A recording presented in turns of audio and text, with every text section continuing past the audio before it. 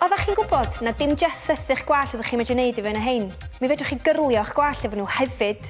Heddiw dwi'n mynd i ddangos chi sut. I gyrlio'r gwallt, da ni fel arfer yn cychwyn yn y gwaelod. Da ni'n glipio'r gwallt i fyny allan o'r ffordd.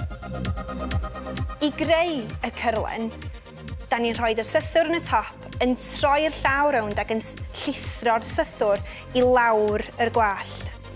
Os ydych chi isio cyrlen sydd yn fwy tyn a sydd yn fwy fel ringlet, mae'n bwysig eich bod chi'n cymryd eich amser ac yn dal yr sythwr yn eitha tyn ar y gwallt.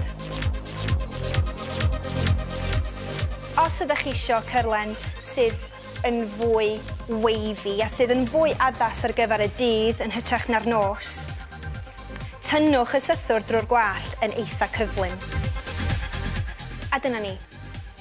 Sut i ddefnyddio sythwr gwallt i wneud gwallt syth yn gyrliog.